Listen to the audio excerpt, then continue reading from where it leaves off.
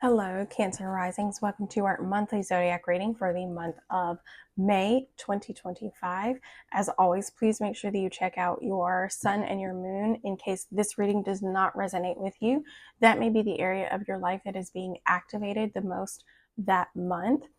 Even though we focus on rising signs so that we can focus on the houses that transits are occurring in based upon that rising sign, the tarot messages for your sun or your moon may also be prevalent. So please make sure that you check those out in case this reading does not resonate with you. As always, we will pull an overall energy theme. We will pull tarot for each week, clarify that with more tarot, as well as wrap it up with some additional oracle guidance and discuss the astrological transits that are occurring during those weeks. So let's see what Cancer energy needs to know for the month of May.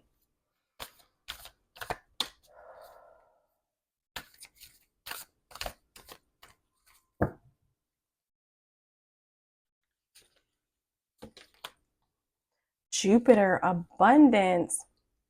Funnily enough, Jupiter is going to be moving into your sign. I want to say towards the middle of the year. It's not this month, but over the next few months, Jupiter is actually going to be moving into your sign.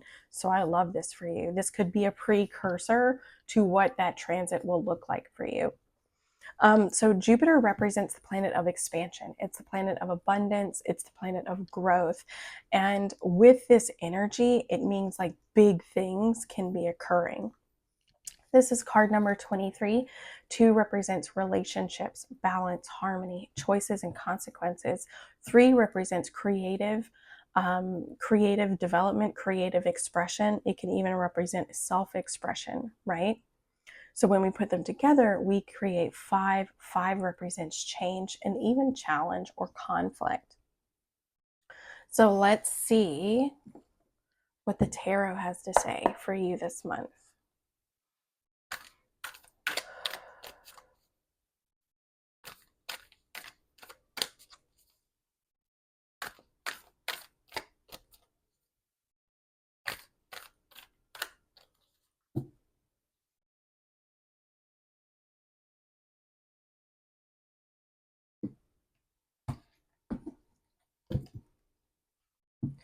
Here in this first week, the 10 of Pentacles, very nice. So the 10 of Pentacles kind of represents long-term sustainability, right? The result of something that you've really put a lot of hard work into. It represents longevity and long-term investment. Comfort, security, stability, things like that. Here in this first week, Pluto is going to go retrograde within the sign of Aquarius. Anytime we have a retrograde, that energy that's being expressed outward is now going to be expressed inward. Pluto is the planet of transformation. It's the planet of death and rebirth and alchemy. And for you guys, it's actually been happening in the house that Pluto traditionally rules. Aquarius for you guys sits in your 8th house. This is your house of transformation. This is your house of the very taboo things that people like to talk about: sex, death, inheritances, right? We think of that's the house. Like if someone were to die, people tend to inherit things from that person. It can also represent energetic inheritance, right? What we inherit through our lineage. But for you guys, it could represent that you're kind of reaping the rewards of what it is that you energetically invest in.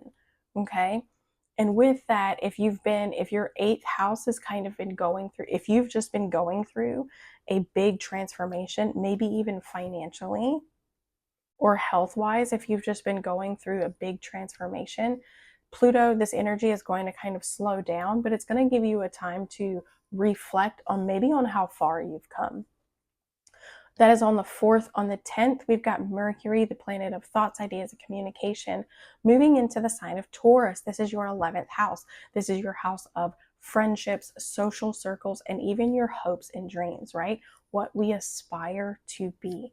So it could be that Taurus, Mercury moving into that house is actually creating a lot of ideas about how you want to, maybe an aspiration of yours is just to feel financially secure. ultimately to feel financially stable, or even to cultivate enough wealth in some way to pass it down to your children. Let's see what the second week has in store. The Four of Swords. The Four of Swords can represent taking a pause, taking a break to maybe do some reflective work or come into a space of acceptance. Okay? This is the week that we've got the full moon occurring within the sign of Scorpio. Full moons are a buildup of energy, and the light of the moon has the tendency to illuminate what we need to see by triggering kind of our emotional state in some way. And for you guys, Scorpio sits in your 5th house. This is your house of creativity. This is your house of children. This is your house of self-expression and even one-off love affairs, right? Romantic love encounters. And can also kind of represent your lived experience, right? So for you guys, with the Four of Swords being here, the full moon could be illuminating where you need to rest. It's going to be illuminating it again with the house of children. If you have children, where you kind of just, maybe you need to take some time to yourself, right? Because you've been going through a lot of transformation. And so maybe there's just this time that you need to really kind of come into this space of rest and acceptance with that. Here in the third week, the Eight of Pentacles in reverse. So when the Eight of Pentacles is in reverse, this can represent that maybe you're wanting to put in the work towards even entrepreneurship or refining a skill or craft. Putting in the work, like thinking that you're putting in the work, but not actually doing it. It could also represent kind of like a sense of procrastination, so to speak, or just kind of accepting the very mundane that comes along with practicing a skill or craft. This is when Gemini season begins. Anytime we have a new season, the the traits and qualities of that sign tend to take center stage. And for you guys, Gemini sits in your 12th house. This is the house of the subconscious. This is the house of mental health. This is the house of isolation. And this is ultimately the house of self-undoing, right? And when we think hidden enemies or self-undoing, it's usually us. We are our own worst enemy. And that's because of things that are buried within the subconscious. So it could be that there's this, you're like, yeah, I'm totally putting in the work. I'm totally creating all of this abundance. I'm creating all of this wealth. When in reality, there could be some self-sabotaging habits that occur that prevent you from doing that. Here in the last week, the Hangman. So you guys are being really required or being asked to kind of take a break. Maybe even, because I looked at the word abundance, in order for us to really receive, to be in a position to receive, we kind of need to slow down. And sometimes that looks like, sometimes the body will force us to slow down, kind of like what it's doing with me right now. We begin to not feel well. We've put in so much time and energy and effort into other things, and we've ignored the signs that the body is like, all right, well, here we are. And it slams on the brakes. But the Hangman is representing there's a need from a new perspective, right? There's a pause that needs to take place. There's a new perspective that needs to be gained before you can continue to move forward. And what I find ironic is that we've got Pentacles, rest. Pentacles, rest. Right? That's very interesting because it's kind of like this pattern that's occurring. Oh, I almost forgot the transits. Here in this week, on the 25th, Saturn, the planet of boundaries, restrictions, limitations, karma, and time, is moving into the sign of Aries. Aries is a very go-getter energy, but with Saturn being there, it's definitely going to tamper that down and can make that energy harder to express itself. This is your career house. Aries sits in your 10th house. This is your career, your public image, and your reputation. So this can provide you an opportunity to actually become more disciplined when it comes to maybe refining something that you need to do within your career. or it could give you this opportunity to practice the necessary discipline that, you know, people begin to see, because this is our social reputation, this is our social image. People see you as a very disciplined person, or maybe they don't, and now they're beginning to look at you like a very disciplined person. On the 26th, Mercury is moving into the sign of Gemini. This is its home sign. Gemini, for you, again, this is your 12th house. So your 12th house is really being activated the last 2 weeks of the month. Mercury, the planet of thoughts, ideas, and communication, is moving into the sign of Gemini. With Mercury being here in your 12th house, there's a need for rest. There's a need for isolation, because there's something that needs to be discovered within the subconscious, right? It could be that if there's a tendency to self-sabotage, then Mercury moving into this sign, you being guided to rest, maybe take some time to yourself, is because there is something there that needs to be discovered so that you can move forward in a way that is aligned with your highest good. On the 27th, we have a new moon within the sign of Gemini. So a new moon is activating, again, your 12th house. New moons have an opportunity to write a new story for ourselves, right? To set intentions. And again, Gemini being in your 12th house with the Hanged Man being here, I'm getting the feeling that if you want to move forward in a certain area of your life, whether this is finances, whether this is health, or even your career, if you're wanting to move forward in a certain area of your life, there may be some self-sabotaging tendencies that get activated when you're under pressure, or when maybe relationship struggles kick in. Something may activate these self-sabotaging tendencies, and in order for you to move forward in those areas, certain sacrifices are going to have to be made. And those sacrifices probably have the tendency to do with those self-sabotaging tendencies, which means you're going to have to do the self-reflection, which means you're going to have to take accountability for the part you play in the choices that you make. But all of that is going to occur, and can occur, and will occur, in order for you to come into a greater sense of awareness so that you can achieve the life that you want, right? So many people think, why is this happening to me? And as cliche as it sounds, it's not. It's happening for you, right? So if you feel like you've finally reached a place where you feel good, you feel comfortable, you feel confident with the life you've achieved, and then all of a sudden there's this stagnant energy, that stagnant energy, it's not happening to you, it's happening for you. And that's so that you can begin to release things that don't align with you. Belief systems, stories that you tell yourself, fears. Release the things that maybe are holding you back, so that you can continue to move forward in a way that creates the life that you want.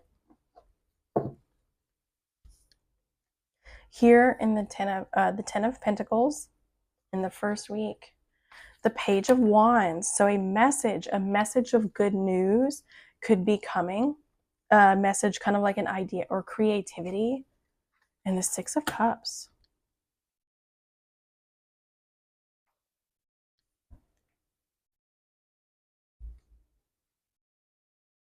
I mean, for some of you, this quite literally could be, because this is happening in your 8th house, you're coming into maybe an inheritance.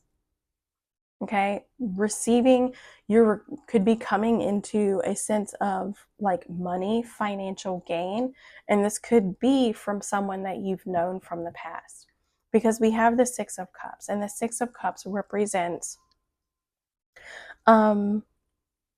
it can represent nostalgia, it can represent memories and things coming up from the past that really fill our heart with the warm and fuzzies, so to speak. It can represent someone coming from the past. This can also represent like a need to kind of just give love and care and nurture just give it because, right? Give it because maybe our family needs it. Give it because it's the right thing to do. Give it because you've been inspired to give it, right? Again, because this is your 8th house. This could mean financially gaining something or kind of putting in the work to create that good dharma, to create the good karma that you're going to experience in another life, or ultimately create that good karma that you're going to experience in this life. Do it just because, right? Do it just because somebody needs you to just be a good person, right? Here in the second week, the Four of Swords, the Seven of Cups. So the Four of Swords comes after the Three of Swords. The Three of Swords represents heartache, separation, and loss. And sometimes after that loss, we need a break to just kind of gather our thoughts, heal through our emotional experiences, and kind of, like I said, come into this place of acceptance. So for you guys, there is this pause, there's this time, a need for rest, so that you can begin to see things clearly with the Seven of Cups in reverse, right? Allow that fog to lift so that you can begin to see what needs to happen. And the Lovers in reverse. So where you can see maybe where codependency is happening. The Lovers in reverse can represent a romantic relationship if you feel like that resonates with you. The relationship itself is not even. There's no even give and take here, right? This represents an imbalance within the relationship. It represents a codependent relationship, and it can represent a relationship where you're not making choices for your highest good. You're putting the other person's needs and wants above your own, and that's not okay. All right? So here, with the Lovers in reverse, this pause is trying to get you to come into this space of clarity so that you can see clearly where the imbalances are occurring in your life. Again, if this is not in regards to a romantic relationship, this is you simply making choices that are not, that don't align with your highest good, right? Where I'm making choices to potentially self-sacrifice in a way. Choices like that are never really for our highest good. But ultimately, the full moon in Scorpio is really trying to get you to see where there's an imbalance happening either within a relationship to another person or a relationship to yourself. This is happening in your 5th house. Again, this is your house of romantic love affairs. So if you are in a relationship, it's not necessarily, the relationship itself is not in a very healthy place. Okay. And you need time to yourself. You need that break to kind of see that, to allow that fog to lift so that you can see it clearly. Here in the 3rd week, the 8 of Pentacles in reverse, the 8 of Cups in reverse, and the World. Okay.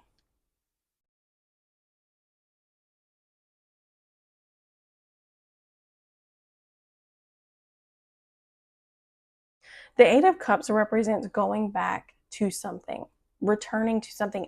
Something needs to be revisited, either a memory or an emotional experience, and it's meant to lead you to this sense of new awareness, right? Again, this is activating your 12th house, the house of endings that lead to beginnings. Well, the World card represents a new beginning.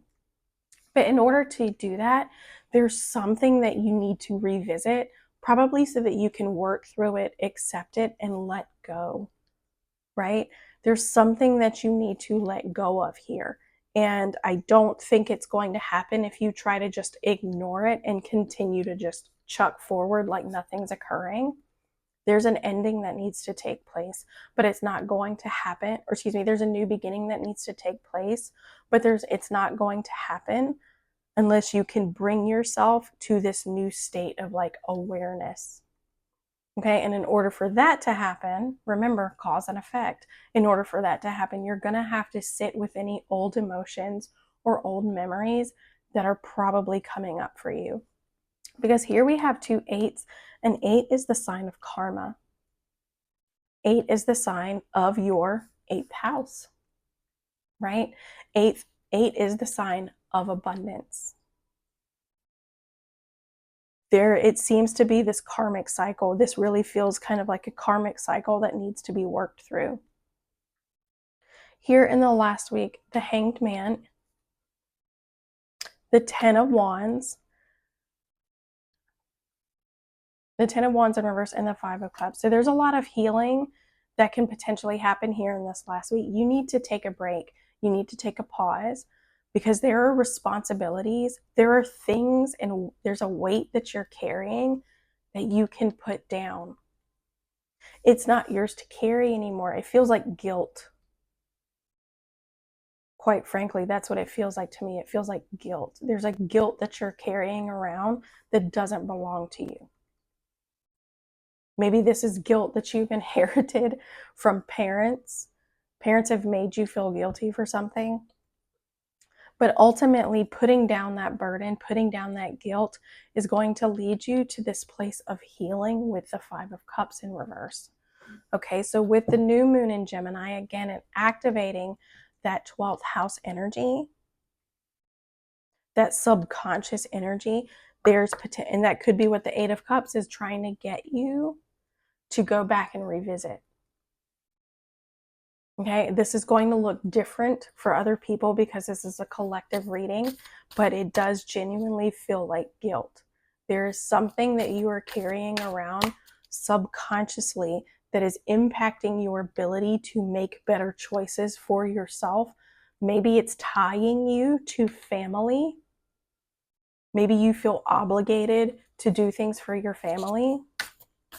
But ultimately, it's tying you to your family in some way, and it's trying to get you to let it go. Trying to get you to let it go so that you can move on.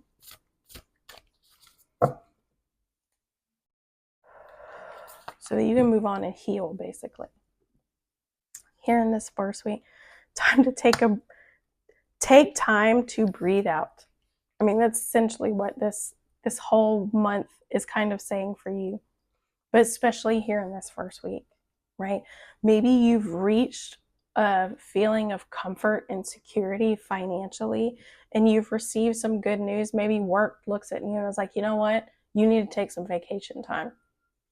You need to take some vacation time. And it kind of brings up this sense of happiness and joy and gratitude that maybe it felt like when you were a kid. I mean, quite frankly, the Six of Cups really could feel like it's kind of like that excitement when you're about to get out for summer or when you're about to get out for spring break, and it brings out that kid excitement like, oh my, I've got all this time off. I'm going to do so many great things. I'm going to do so many fun things. I'm going to get to relax. That's kind of exactly what that felt like just then. So take that time to breathe out. A time to give rather than to take.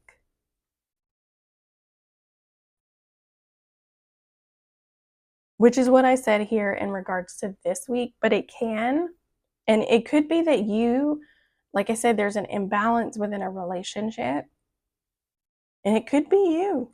It doesn't always have to be the other person. The cards reveal ultimately what is either hidden within the subconscious that the conscious is not aware of, or it is ultimately picking up on energies that's surrounding you, and that energy itself could be coming directly from you. So if there is a relationship, a romantic one, where the other person needs you, give rather than take. Don't worry about when are you going to spend time with me? How can I help you? How can I take stress off of you? I hope that made sense. A personal issue reaches a resolution. Look at that full moon in Cancer. Cancer traditionally has to do with the home, and it has to do with like the lineage, right? Specifically the maternal lineage. And again, I was saying here, there's something that needs to go back. You need to go back and revisit, because there's a new beginning for clarity. There's a new beginning for awareness that's happening here. Adjustments are required. The Hanged Man is like, look, you got to take a break, because even though like this resolution is coming, it's going to require you to adjust some things on your own accord. And you can't do that if you're not aware of what they are. So in order for you to become aware of what they are, we need you to just kind of sit in stillness and let these revelations come to you. Remember, stillness will always speak, okay? Stillness speaks. But adjustments are required in order for you to gain this sense of healing. Adjustments are required for you to maybe release this underlying feeling of guilt that you've been carrying around. Okay? So I truly hope this helped, Cancer. I hope you guys have an incredible month, and we will see you next time.